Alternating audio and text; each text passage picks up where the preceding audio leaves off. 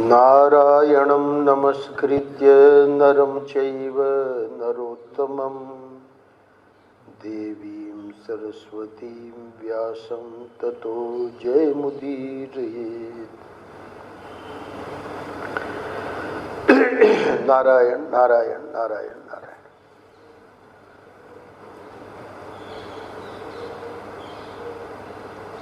जितने तत्वज्ञान के प्रसंग हैं शास्त्रों में, प्रायः ये सनद सुजात जी वाली शैली अपनाई गई है। पहले तत्व की बात, सबसे बड़ी बात बोल के और फिर उसके लिए साधना क्या है उसका वर्णन करते हैं। और उस संवाद के रूप में रहता है।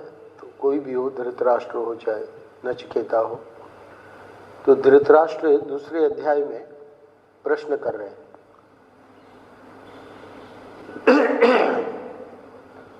धृतराष्ट्र उवाच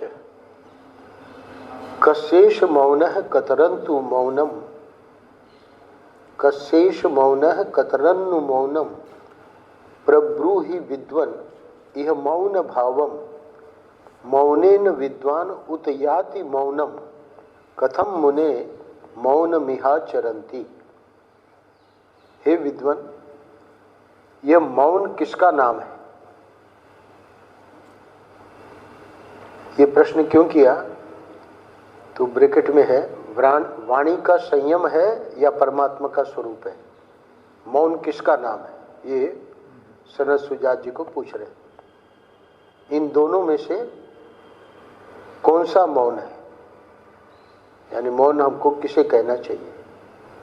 परमात्मा के स्वरूप को कहना चाहिए, वाणी के संयम को? इसलिए हमारे लिए आप मौन भाव का वर्णन कीजिए। प्रब्रूहि विद्वन यह मौन भावम। आगे पूछ रहे हैं, मौनेन विद्वान उत याति मौनम, क्या विद्वान पुरुष मौन के द्वारा मौन रूप परमात्मा को प्राप्त होता है? कथम मुने मौनमिहाचरन्ति। हे मुने, संसार में लोग मौन का आचरण किस प्रकार करते हैं? एक श्लोक में उत्तर दिया है। सनद सुजात उवाच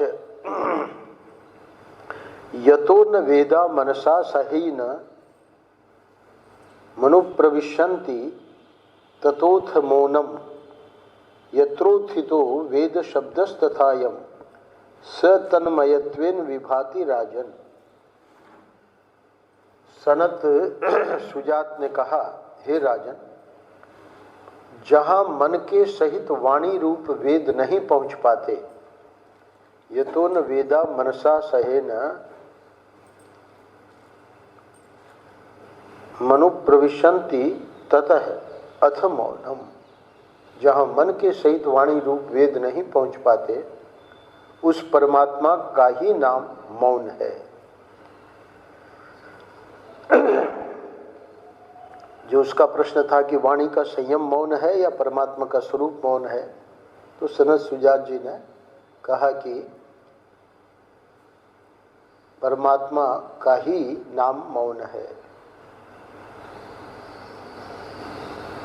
अच्छा, वैदिक तथा लौकिक शब्दों का जहां से प्रादुर्भाव हुआ है, वे परमेश्वर तन्मयता पूर्वक ध्यान करने से प्रकाश में आते हैं।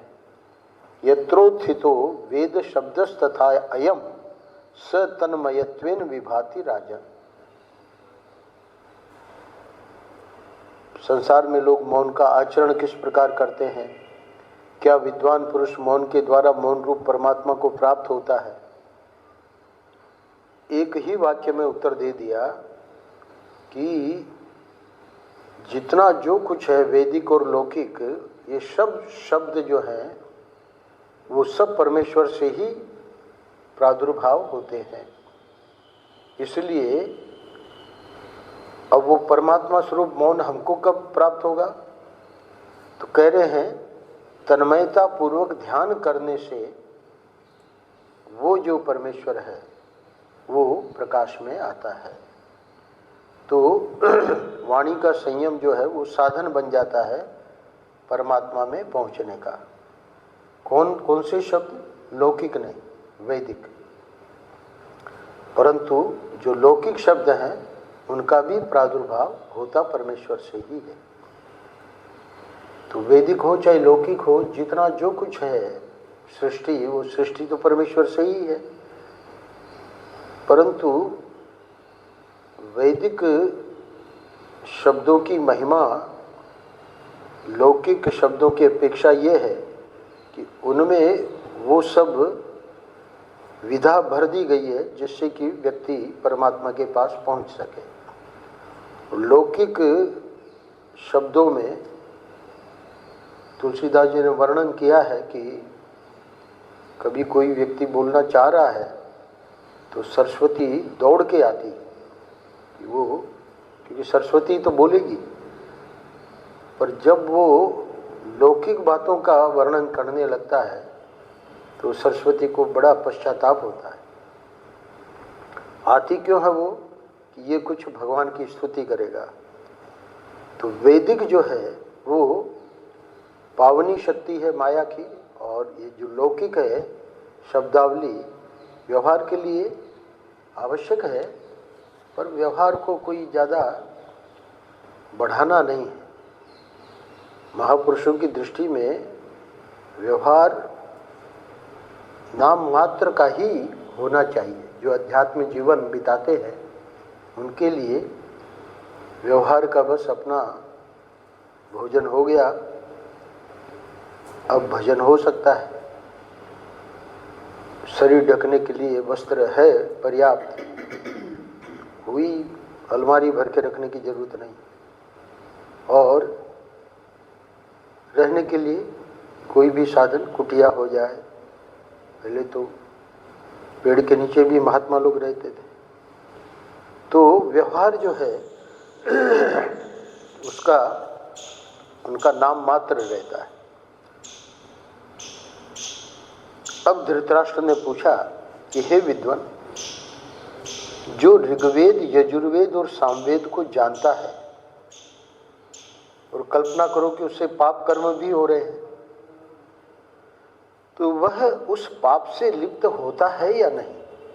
क्योंकि वह विद्वान है, वेदों का विद्वान है, तो पाप कर्म उससे हो रहे हैं, तो वो पाप से निर्लेप रहता है या लिप्त हो जाता है?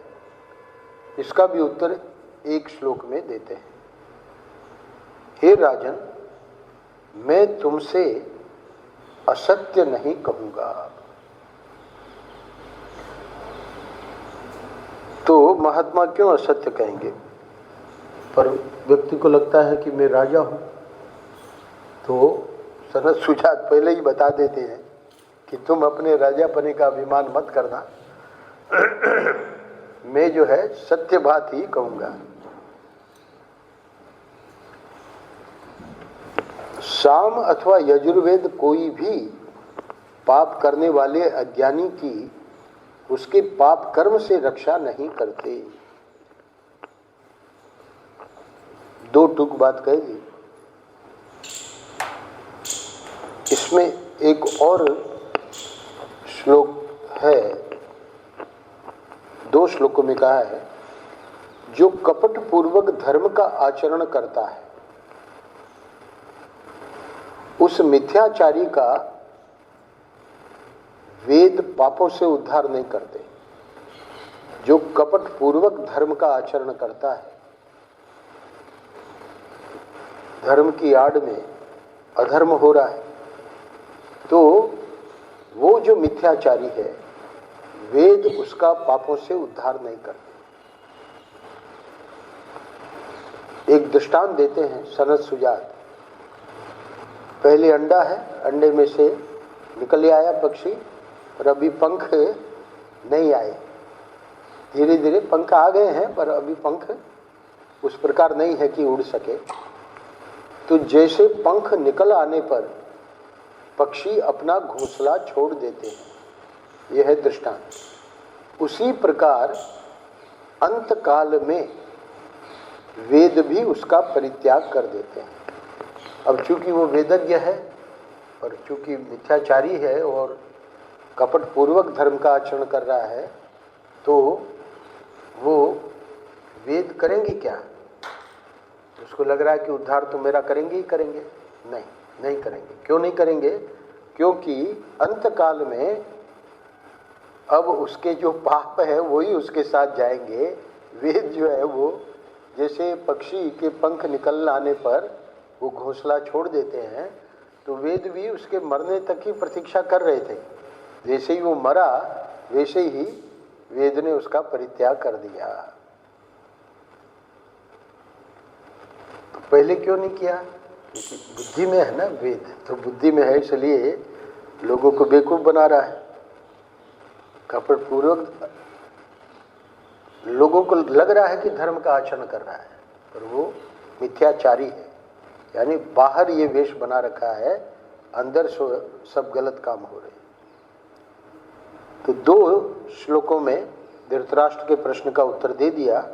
प्रश्न ये था कि जो ऋग्वेद, यजुर्वेद और सामवेद को जानता है तथा पाप करता है, वह उस पाप से लिप्त होता है या नहीं। अब इस दूसरे अध्याय में, गीता प्रेस में 5 अध्याय दिए हैं, पर शायद भगवान शंकराचार्य जी ने 4 ही अध्यायों पर, एक अध्याय जिस पर आवश्यक नहीं समझा उस पर भाष्य नहीं किया है। तो जो हमारे पास पुस्तक है तो उसमें 4थे अध्याय पर भाष्य नहीं है। तो दूसरे अध्याय में 6 प्रश्न हैं धृतराष्ट्र के। 2 प्रश्न हो चुके हैं। तीसरा प्रश्न है, हे विद्वान, श्लोक नंबर 6, दूसरा अध्याय यानी 43वां अध्याय। हे विद्वान, यदि धर्म के बिना वेद रक्षा करने में समर्थ नहीं है, आपने अभी भी कहा कि धर्म का आचरण करेगा तभी वेद रक्षा करेंगे, नहीं तो वेद जो है परित्याग कर देते हैं अंतकाल में। तो प्रश्न कर रहा है धृतराष्ट्र कि यदि धर्म के बिना वेद रक्षा करने में समर्थ नहीं है, जैसे मैंने बताया जितने राजा लोग थे इनको शास्त्रों का ज्ञान होता था, तो ये क्या पूछ रहा है? ये पूछ रहा है कि वेद वेत्ता ब्राह्मणों के पवित्र होने का जो वर्णन आया है, ये तो चिरकाल से चला आ रहा है। यानी ऐसा नहीं है कि हम ही ने ये बातें सुन रखी है, ये तो शास्त्रों में, वेदों में आया है। ऋग यजुः साम भी पूतो ब्रह्म लोके महीयते। ऋग्वेद, यजुर्वेद और सामवेद से पवित्र होकर ब्राह्मण ब्रह्मलोक में प्रतिष्ठित होता है इत्यादि वेद वचन वेद वेत्ता ब्राह्मणों के पवित्र एवं निष्पाप होने की बात कहते हैं। तो कॉन्ट्राडिक्शन है, विरोधाभास है। आपने हमारे प्रश्न का उत्तर दिया, ठीक है, क्योंकि आपने पहले ही कह दिया कि राजन मैं तुमसे असत्य नहीं कहता। तो इसका अर्थ है कि शास्त्र असत्य कह रहे हैं, तो शास्त्र भी असत्य नहीं कहते। धृतराष्ट्र जी ने इस जो ये प्रश्न पूछा है कि यदि धर्म के बिना वेद रक्षा करने में समर्थ नहीं है, तो वेद वेत्ता ब्राह्मणों के पवित्र होने का ये जो शास्त्र की पंक्तियां हैं, इनको कहना पड़ेगा कि ये प्रलाप है। अगर आपकी बात सत्य है तो फिर इस पंक्ति को कहना पड़ेगा कि ये गलत है। विद्वानों का ऐसा कहना है, ब्रह्मवेत्ताओं का, कि वेद का एक भी वाक्य यदि सिद्ध हो जाए कि ये गलत है तो पूरे वेद में अनास्था हो जाए। इसलिए ब्रह्म सूत्र में बादरायण यानी व्यास जी को 555 सूत्रों द्वारा बताना पड़ा कि जहाँ जहाँ वेदों में विरोधी वचन है, 191 अधिकरण बनाए, यानी 191 अलग अलग सब्जेक्ट्स हैं, और उस एक एक अधिकरण में किसी में 1 सूत्र, किसी में 5 सूत्र, किसी में 10 सूत्र, ऐसे करके 555 सूत्र है ब्रह्म सूत्र में, जिसमें निर्णय दिया है कि ये विरोधी वाक्यों का कैसे हमको अर्थ लगाना चाहिए। तो यहाँ पर भी विरोध आ रहा है, तो इसीलिए सनत सुजात जी अगले 4 श्लोकों में इसका उत्तर दे रहे हैं, 7, 8, 9 और 10। मुख्य रूप से 7, 8 और 9 में इसका उत्तर दे देंगे, और 10 में जो बात बताएंगे तो उसी के ऊपर धृतराष्ट्र प्रश्न करेंगे। 3 श्लोकों में क्या उत्तर दिया? 7वां श्लोक, हे महानुभाव, परब्रह्म परमात्मा के ही नाम आदि विशेष रूपों से इस जगत की प्रतीति होती है। यानी परब्रह्म परमात्मा ही अभिव्यक्त हो रहा है अनेक नाम रूपों में। जैसे जल ही, तरंग, फेन, बुदबुद, जितना भी जो कुछ दिख रहा है समुद्र में वो सब जल ही है।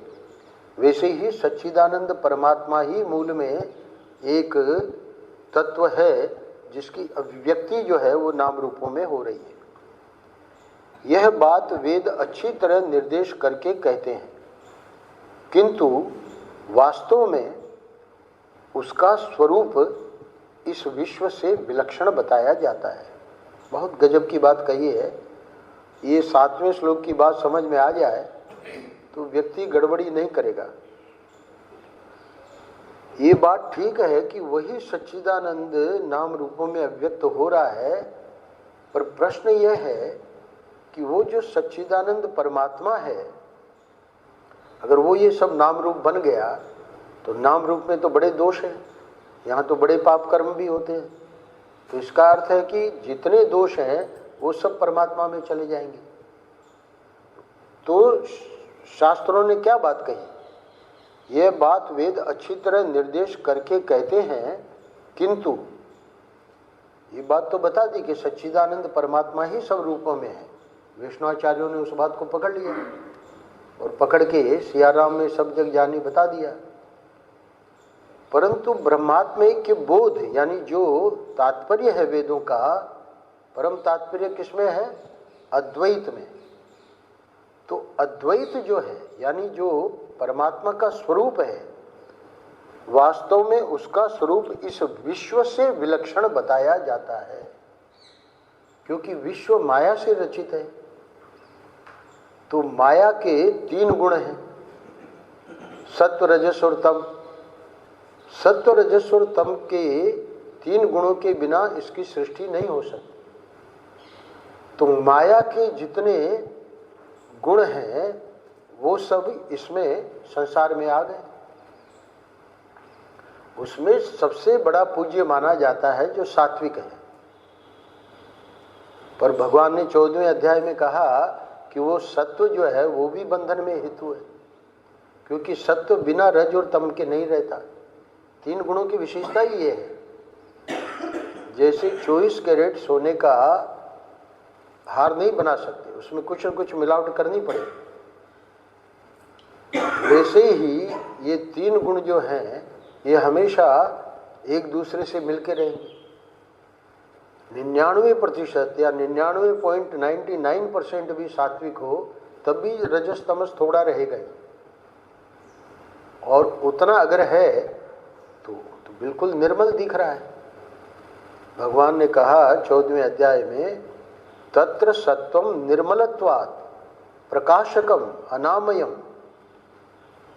ये जो सत्व की अधिकता है वहाँ हम देखते हैं कि एकदम निर्मल उसका जीवन, और प्रकाशकम ज्ञान स्वरूप, अनामयम कोई किसी प्रकार का दोष नहीं। फिर वो तो बंधन में हेतु नहीं होगा। क्यों नहीं होगा? क्योंकि अभी गुणातीत नहीं है। परमात्मा का सनत सुजात जी कह रहे हैं, वास्तव में परमात्मा का स्वरूप इस विश्व से विलक्षण बताया जाता है। परमात्मा जो है वो गुणातीत है, वहाँ इन गुणों की पहुँच नहीं है, वहाँ इस सुख दुख की पहुँच नहीं है। वहाँ जितने द्वंद्व हैं, लाभ हानि, शीत उष्ण, सुख दुख, ये सब जो है वे सब विश्व के ही, जगत के ही, शरीर के ही धर्म है। इसलिए उसको तो निर्गुण, निष्क्रिय, निर्धर्मक, निर्विशेष आदि आदि शब्दों से कहा जाता है। ये जो है भगवान शंकराचार्य जी को इन अध्यायों पे क्यों भाष्य करना पड़ा, क्योंकि इस प्रकार के जो श्लोक हैं उनको समझाना पड़ेगा। एक और तो कहा जा रहा है कि परमात्मा की ही सभ्य अभिव्यक्ति है, तो कितना बढ़िया हो गया।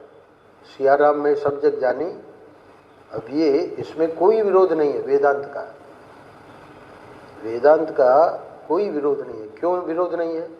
क्योंकि बिना सत्व की बहुत ज्यादा, यानी जैसे मैंने बताया 99.99, तब तक ये इस प्रकार का जीवन बन ही नहीं सकता। जो भगवान ने कहा 14वें अध्याय में, तत्र सत्वम निर्मलत्वात् प्रकाशकम अनामयम, किस सत्व के बारे में कह रहे हैं? उस सत्व के बारे में जिसमें रज और तम नाम मात्र है, यानी किसी को पता ही नहीं लगे कि रज और तम है। इसीलिए कुरुक्षेत्र में गोपियों को ज्ञान दिया। इसीलिए हमारे परमेश्वरानंद जी बता के गए कि भगवान शंकराचार्य जी का सिद्धांत है कि बिना कृतोपास्ति हुए तत्वज्ञान नहीं हो सकता। और जहाँ चित्त शुद्ध हुआ, जहाँ व्यक्ति कृतोपास्ति है, यानी उपासना की पराकाष्ठा जिसने प्राप्त कर ली, वहाँ वो न भी चाहे, वो चाहे या न चाहे, भगवान उसको ज्ञान देते ही है। उस गुणातीत की बात यहाँ कर रहे हैं कि भले ये पूरा का पूरा ईश्वर की ही अभिव्यक्ति है, उसमें कोई दो राय नहीं है। फिर से सुन लीजिए, परब्रह्म परमात्मा के ही नाम आदि विशेष रूपों से इस जगत की प्रतीति होती है।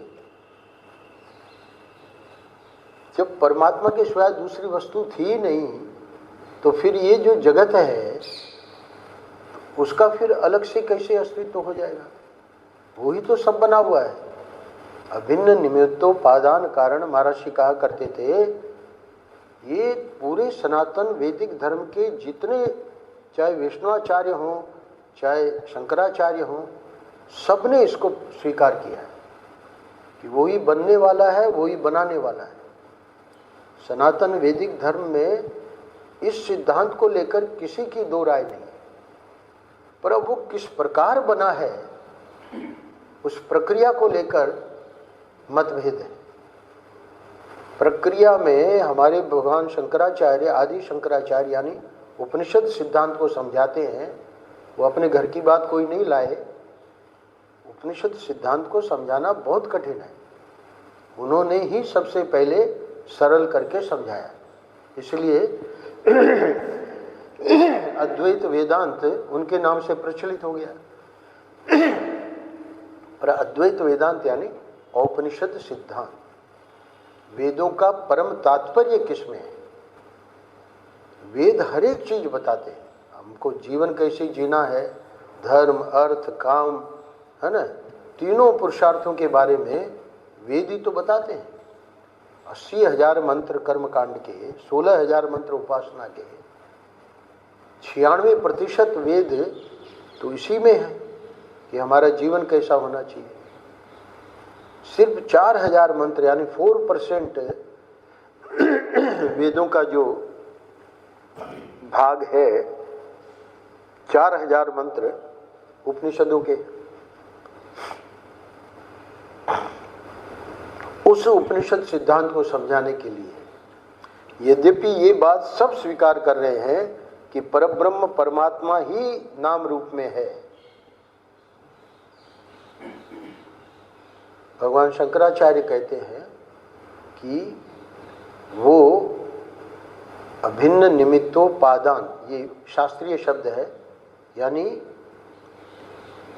उपादान भी और निमित्त भी। अभिन्न का मतलब बनाने वाला निमित्त भी परब्रह्म परमात्मा है, और बनने वाला उपादान मतलब मेटर, मेकर और मेटर, तो मेकर भी वही है, मेटर भी वही है। तो ठीक है, फिर जब सब सनातन वैदिक धर्म वालों ने मान लिया तो ये औपनिषद सिद्धांत यानी यहाँ सनत सुजात जी ये बात जो कह रहे हैं उसको फिर कैसे समझाओगे? समझाते हैं। वास्तव में उसका यानी परब्रह्म परमात्मा का स्वरूप इस विश्व से विलक्षण बताया जाता है। तो विश्व में आप देखिए सत का उल्टा आ गया। सत है परमात्मा अविनाशी। विश्व में कोई भी आप एक चीज दिखा दीजिए जो कि नश्वर ना हो, ये विनाशी है। विपरीत हो गया ना। तो वास्तव में उसका यानी परमात्मा का स्वरूप इस विश्व से विलक्षण बताया जाता है। ये तो असत है, वो सत है। चित्त ज्ञान, ज्ञान स्वरूप है परमात्मा। यहाँ सुबह उठते ही अखबार क्यों लेते हैं? देखे तो सही क्या हो रहा है विश्व में। ब्रह्मेशानंद जी का आजकल मैं सुन रहा हूँ, तो शायद मैंने यहाँ सुनाया या कहीं वहाँ सुनाया, मुझे ध्यान नहीं है। तो लाइब्रेरी में, क्योंकि अखबार जो है लाइब्रेरी में वहाँ रामकृष्ण मिशन में रखा जाता है, तो सुबह पहले महात्मा जी के पास आ गया भूतेशानंद जी, तो नाम लेके बता रहे थे कि लाइब्रेरियन पहुंचा कि महाराज अखबार लाइब्रेरी में रखना है, तो दिया उसको, बोले भाई ले लो। और एक वाक्य बोले कि ठाकुर यानी रामकृष्ण परमहंस तो इसको छूते नहीं थे और हम इसको बिना छुए रह नहीं सकते। वो तो अगर छू भी जाए तो गंगा जल से अपने को पवित्र करते थे कि ये छू गया है। तो ज्ञान स्वरूप है कौन? परमात्मा, परब्रह्म परमात्मा। यहाँ अज्ञान भरा पड़ा है, विश्व में अज्ञान भरा पड़ा है। आनंद, सच्चित आनंद, आनंद स्वरूप है परमात्मा का स्वरूप। यहाँ दुख, जहाँ देखो वहाँ दुख। तो विश्व से विलक्षण है। वास्तव में परब्रह्म परमात्मा का स्वरूप विश्व से विलक्षण है। तो फिर ये जो अभिन्न निमित्तोपादान की थ्योरी है वो तो सब सनातन वैदिक लोग मानते हैं। भगवान शंकराचार्य कैसे इसको समझाते हैं? यानी उपनिषद सिद्धांत में इसकी कैसे संगति लगाएंगे? विष्णुआचार्य भी अभिन्न निमित्तोपादान मान रहे हैं और शंकराचार्य को भी यही मानना पड़ रहा है। वो एक शब्द जोड़ते हैं, विवर्ती अभिन्न निमित्तोपादान। अभिन्न निमित्तोपादान है पर विवर्ती है। विवर्ती का अर्थ है, कल या परसों बताया था, कल्पतरु, कामधेनु और चिंतामणि, ये तीन दृष्टांत शास्त्रों में मिलते हैं। तीनों चीजें इस समय उपलब्ध नहीं है। कल्पतरु हमने बताया पर शर्मा जी ने कहा कि कुछ मांगना नहीं। कल्पतरु लगा तो दिया है हमारे गोपालगढ़ में, पर फिर भी पहले से ही सावधान कर दिया कि मांगना नहीं। कल्पतरु, चिंतामणि और कामधेनु, इन तीनों की विशेषता क्या है? अपने में कोई विकार नहीं आता। जो आएगा कल्पतरु के नीचे बैठेगा उसकी इच्छा पूरी हो जाएगी। चिंतामणि वैसी की वैसी बनी रहेगी और उसकी कामना पूरी हो जाएगी। कामधेनु वशिष्ठ जी के पास थी। विश्वामित्र ने तो कहा कि मुझे ये चाहिए, है ना।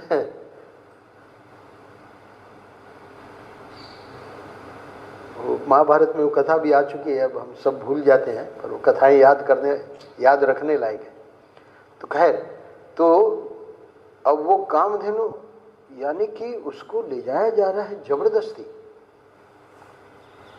बछड़े को। और उसको कामधेनु गई वशिष्ठ जी के पास कि क्या आप हमारा त्याग कर रहे हैं?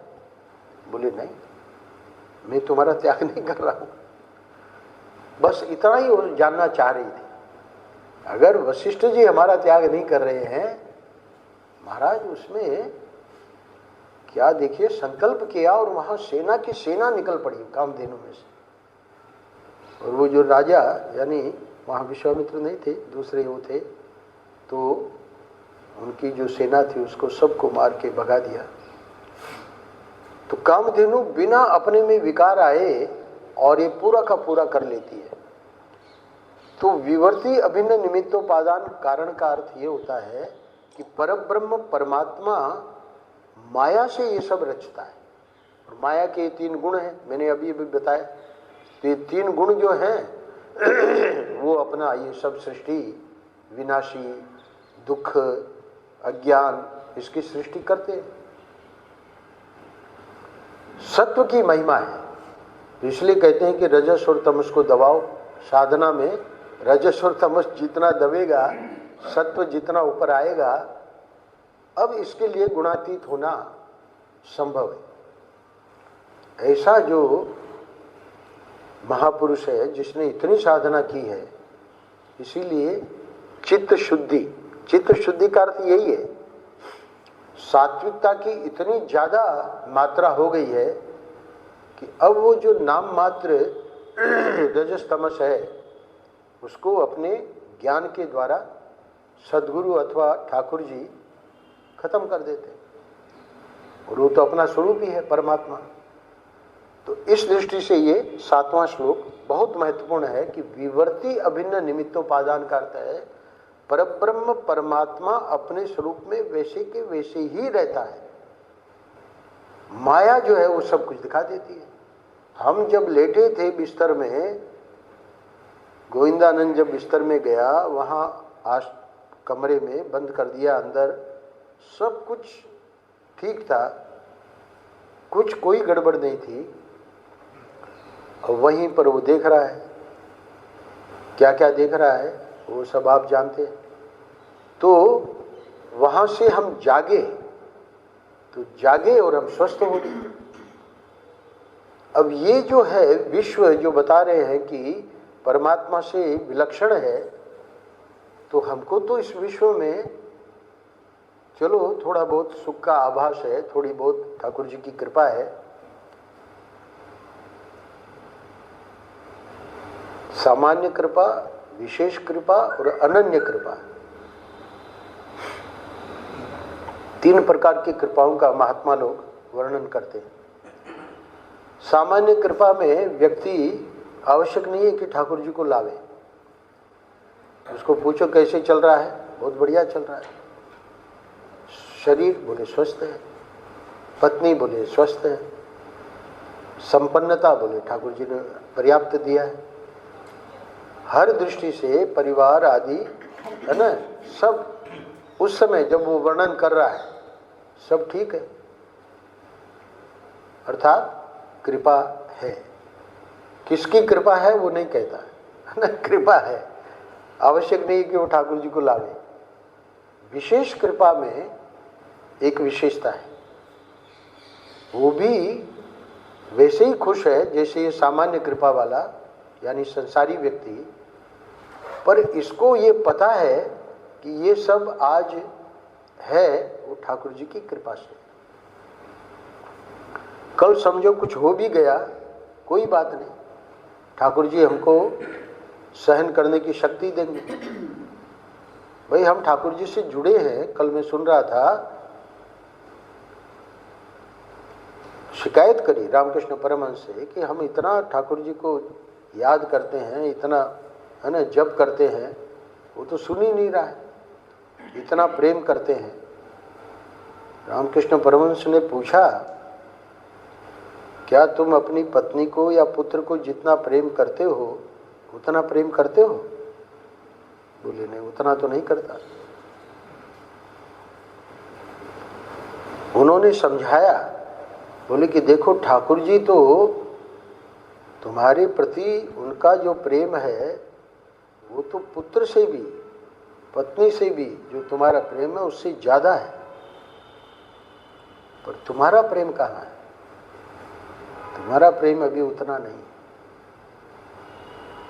तो ये जो ठाकुर जी की कृपा है, सामान्य कृपा, विशेष कृपा, तो विशेष कृपा की विशेषता ही ये है कि उतार चढ़ाव आते हैं जीवन में, पर वो जो भक्त है वो जानता है कि इसमें भी हमारा कुछ भला है।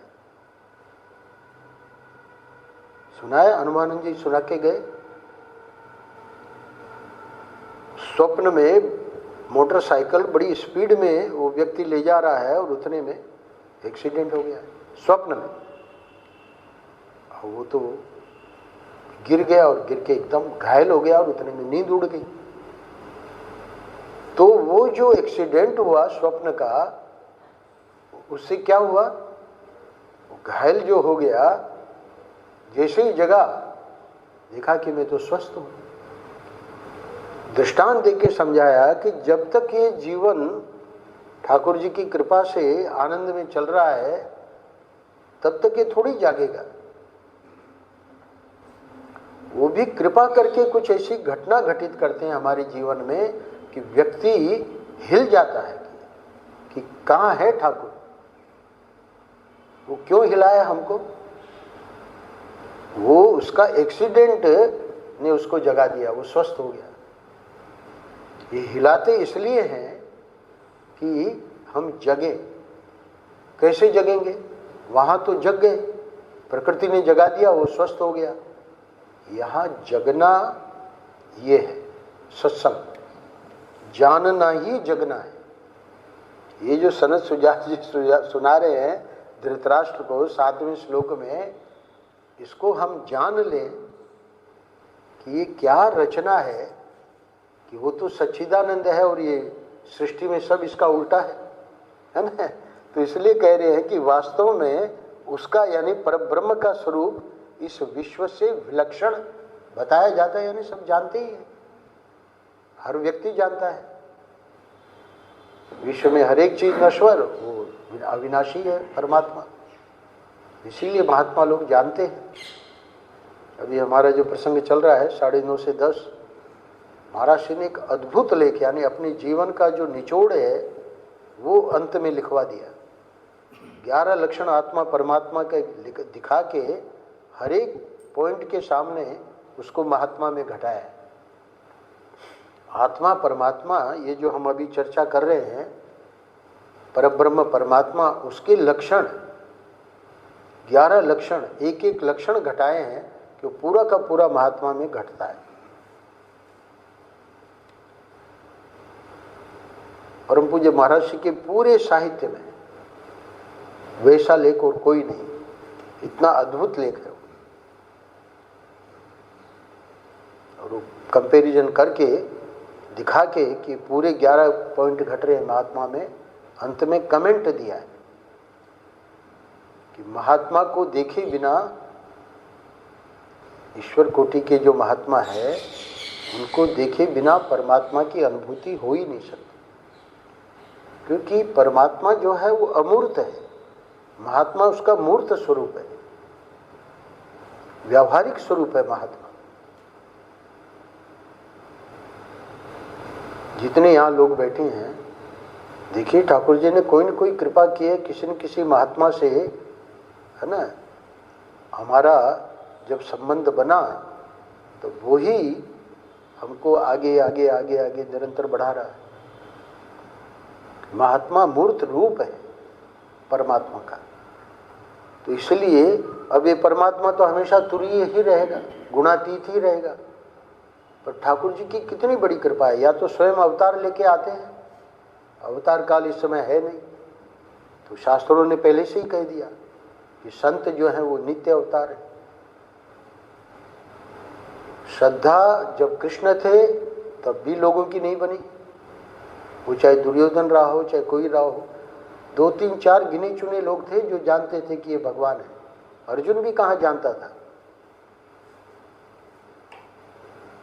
4थे अध्याय में भगवान ने कहा कि मैंने सूर्य को ज्ञान दिया, तब भी उसका माथा ठनका।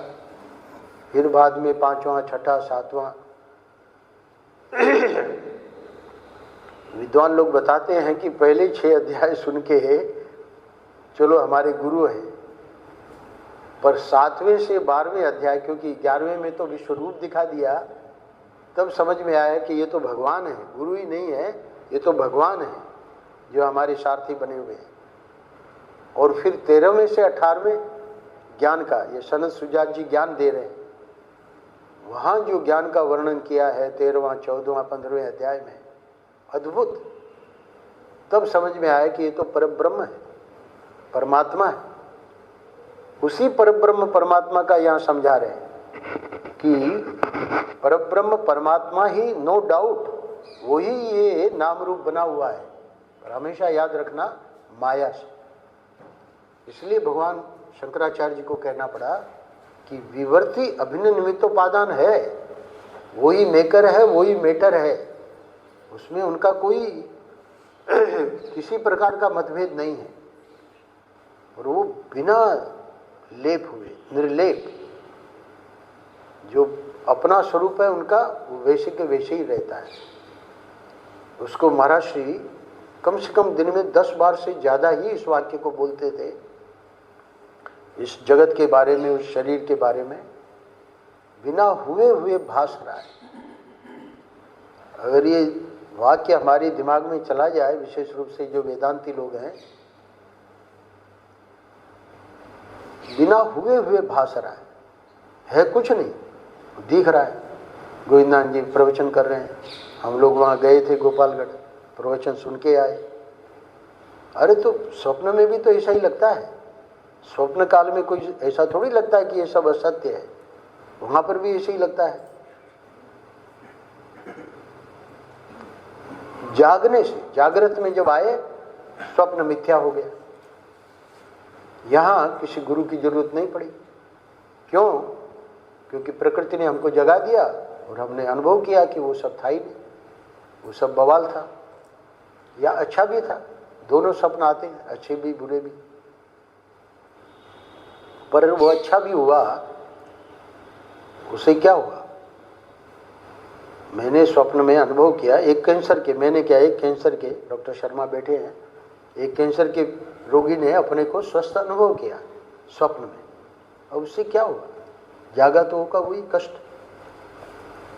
तो यहाँ तो प्रकृति जगा देती है और पता लग जाता है कि वो स्वप्न का मेरी स्वस्थता वो तो मिथ्या थी।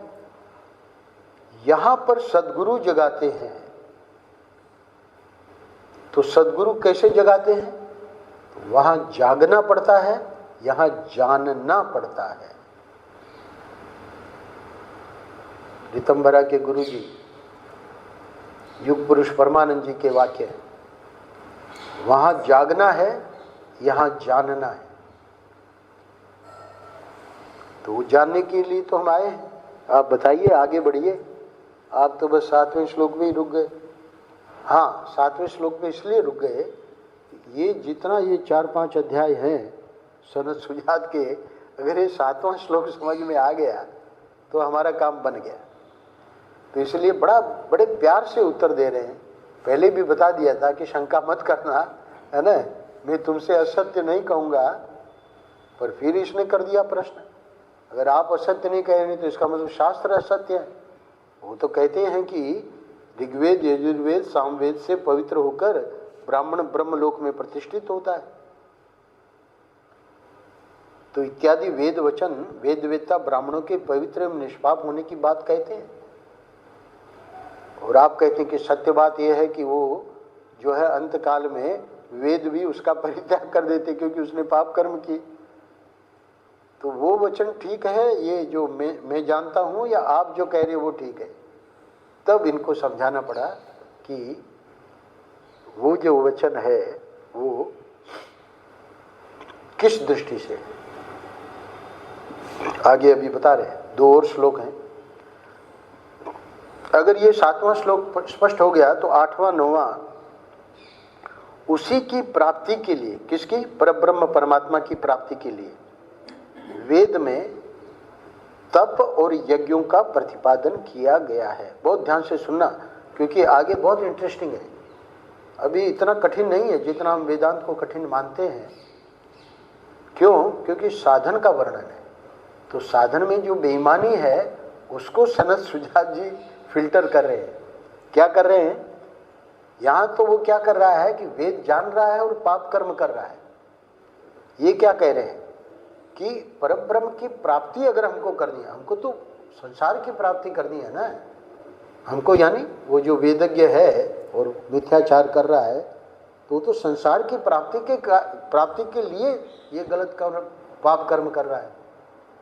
अब यहाँ पर 8वें श्लोक में सावधान कर रहे हैं, उसी परब्रह्म की प्राप्ति के लिए जिसका स्वरूप विश्व से विलक्षण है। अगर विश्व को ही, वैसे को ही सब कुछ मान लिया तो फिर ये मोक्ष पुरुषार्थ, धर्म पुरुषार्थ, इसकी तो कोई जरूरत ही नहीं। सनातन वैदिक धर्म की, ये शास्त्रों के अध्ययन की कोई जरूरत ही नहीं। जितने काम और अर्थ में लगे हुए हैं, जिनको इनसे, भगवान से, शास्त्र से, गुरुओं से कोई लेना देना नहीं है, जिनको हम लोग नास्तिक कहते हैं, तो बस उसी से काम बन जाता। नहीं, उससे काम नहीं बनेगा। क्यों?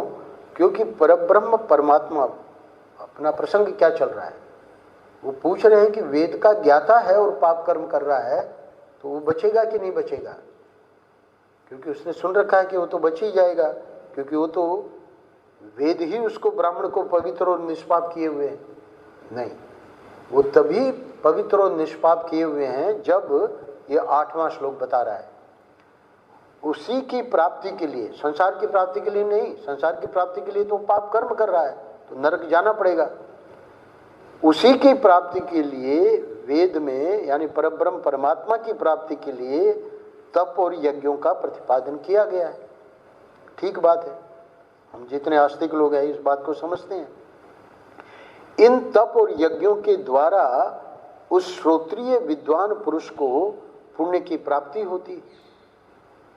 अब वो जो तप और यज्ञ कर रहा है तो श्रोत्रिय यानी शास्त्रों का जानकार है, तभी वो तप और यज्ञ कर रहा है, और विद्वान भी है, तो इससे उसको पुण्य की प्राप्ति होगी क्योंकि पाप कर्म नहीं कर रहा है। फिर उस निष्काम कर्म रूप पुण्य से, कदाचित अभी तो उसके सकाम कर्म ही चल रहे हैं, पर अब उसको सकाम भी नहीं करने हैं क्योंकि कोई चीज की जरूरत है ही नहीं, कामना सब पूरी कर दी ठाकुर जी ने। तो अब वो जब निष्काम कर्म, अब इसका अर्थ ये नहीं है कि भाई कामना पूरी हो गई तो अब वो कर्म करना छोड़ दिया, फिर भी अपना यज्ञ वगैरह जो भी है वो कर रहा है। तो अब उस यज्ञ का फल क्या मिलेगा? पहले तो यज्ञ कर रहा था कि मेरा ये काम बन जाए, पर धर्म के अंतर्गत, गलत नहीं। अब वो यज्ञ कर रहा है पर कामना कुछ है नहीं, इसको कहेंगे निष्काम कर्म। तो उससे जो पुण्य होगा वो पुण्य पाप को नष्ट कर देगा। जो भी बचा खुचा पाप है रहता ही है, अनादि जन्मों से हमारा संचित कर्मों में कितना ही पाप का कितना बड़ा वो है स्टॉक, वो सब नष्ट हो जाते हैं। उसका अंतःकरण ज्ञान से प्रकाशित हो जाता है, और उसके बाद क्या होता है? तब वह विद्वान पुरुष ज्ञान से परमात्मा को प्राप्त होता है। उसके लिए तो कहा कि अंतकाल में जैसे पक्षी बच्चे के जैसे ही पंख आए वो घोंसला छोड़ के उड़ जाता है, वैसे ही ये जो वेद हैं वो उसका परित्याग कर देते हैं, पापी का, मिथ्याचारी का। परंतु ये जो दूसरा है वो ज्ञान प्राप्त कर लेता है, और यहाँ पर भी उसके विपरीत जो भोगाभिलाषी है, इसके विपरीत जो भोगाभिलाषी पुरुष धर्म अर्थ और काम रूप त्रिवर्ग फल की इच्छा रखते हैं, वे इस लोक में किए हुए सभी कर्मों को साथ ले जाकर, यानी अभी उनके पाप कर्म भी बने हुए हैं, उन्हें परलोक में भोगते हैं। पर यहाँ चूंकि पुण्य का कोटा ज़्यादा हो गया तो परलोक में समझो कि स्वर्ग में भी चले गए, पर वो पाप कर्म भी बने हुए हैं तो उसके लिए वापस आना पड़ेगा। आवश्यक नहीं है कि मनुष्य लोक मिले, वो व्यक्ति कुत्ता भी बन सकता है स्वर्ग से आया हुआ, अगर पाप कर्म भी उस प्रकार के हैं। ये सब शास्त्रों में आया है। तथा भोग समाप्त होने पर पुनः इस संसार मार्ग, मर्त्य लोक नहीं कहा, संसार मार्ग का मतलब है पूरा नरक स्वर्ग है ना, ये सब संसार मार्ग है, उसमें लौट आते हैं। तो इनको जो बताना था वो बता दिया। अब अगले श्लोक में भूमिका बन रही है, धृतराष्ट्र अगला प्रश्न पूछेंगे इसी के आधार पे। क्या कह रहे हैं, बहुत ध्यान से सुनना। इस लोक में जो तपस्या सकाम भाव से की जाती है उसका फल परलोक में भोगा जाता है। चाह रहा था कि मुझे अप्सराएं मिले, नंदनवन मिले, वहाँ का अमृत, वहाँ का जो है ना भोग है स्वर्ग का, ठीक है, परलोक चला जाएगा, सकाम किया ना। परंतु जो ब्रह्मोपासक इस लोक में निष्काम भाव से गुरुतर तपस्या करते हैं, वे भी ब्रह्म का उपासक मतलब सगुण ब्रह्म, तो ब्रह्म की उपासना कर रहे हैं, यज्ञ आदि कर रहे हैं और निष्काम भाव से कर रहे हैं। इतना ही नहीं, उनकी तपस्या देखो, आगे तपस्या पे बहुत विस्तार में आने जा रहा है, हम लोग क्रम से करेंगे।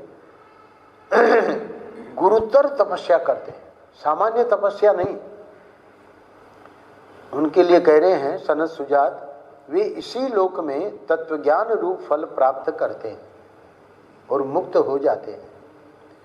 तो इस प्रकार एक ही तपस्या, यानी वो सकाम थी, वो स्वर्गलोक ले गई और फिर वापस संसार मार्ग में आना पड़ा, और यहाँ निष्काम भाव से गुरुतर तपस्या की, गुरु की सेवा की, श्रवण मनन निध्यासन किया, ये कोई सामान्य तपस्या नहीं है।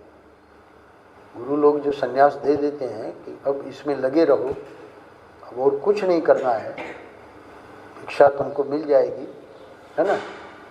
पहले भिक्षा जाके कर आते थे, अब वो समय नहीं रहा भिक्षा वाला, सब जगह लहसुन प्याज चलता है, तो कोई बात नहीं, उसकी भी ठाकुर जी सुविधा कर देते हैं। पर तुमको यही करना है, श्रवण मनन निध्यासन, गुरुतर तपस्या, यानी वो ब्रह्म निष्ठा प्राप्त करनी है जो हमारे गुरु जी को थी। तब वो जाके गुरुतर शब्द इसीलिए प्रयोग किया क्योंकि इतना तक तो हो जाता है, संन्यास तो दे देंगे गुरु, और उसके बाद वो गुप्त सुप्त वासना और किसी में लगा देगी, वहाँ गुरु क्या करेंगे। पर वो जो गुरुतर तपस्या, यानी जो गुरु ने कहा श्रवण मनन निध्यासन, वही कर रहा है, तो वे इसी लोक में तत्वज्ञान फल प्राप्त करते हैं और मुक्त हो जाते हैं। तो यहाँ बात क्या आई कि तप तो एक ही है, वो भी गुरुतर तप कर रहा है, पर वो स्वर्ग चला गया, ये गुरुतर तप कर रहा है, ये यहीं मुक्त हो गया। तो एक ही तपस्या रिद्ध और समृद्ध के भेद से दो प्रकार की है। रिद्ध यानी रिद्धि सिद्धि देने वाली, और समृद्ध यानी मुक्ति देने वाली। तब धृतराष्ट्र ने प्रश्न किया, कथम समृद्धम असमृद्धम तपो भवति केवलम। हे सनत सुजात जी, विशुद्ध भाव युक्त केवल तप ऐसा प्रभावशाली बढ़ा चढ़ा कैसे हो जाता है।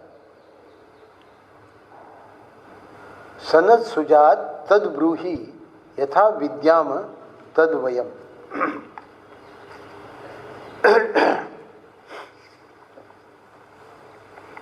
11वें श्लोक में पूछ रहे हैं, क्योंकि प्रश्न स्पष्ट होने से ही उत्तर जो दिया जा रहा है वो स्पष्ट होगा।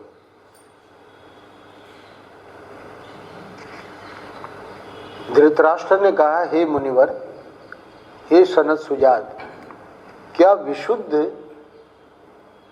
भाव युक्त केवल तप भी अत्यंत समृद्ध होकर मोक्ष रूपी समृद्धि को प्राप्त कराने में समर्थ हो सकता है।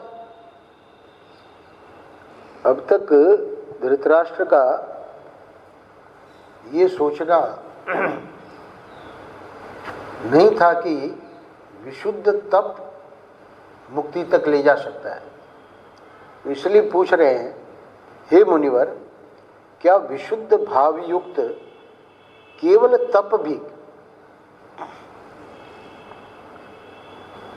अब ये तप को क्या अर्थ दिए बैठा है कि भगवान ने 3 प्रकार के तप 17वें अध्याय में बताए, शारीरिक, वाचिक और मानसिक।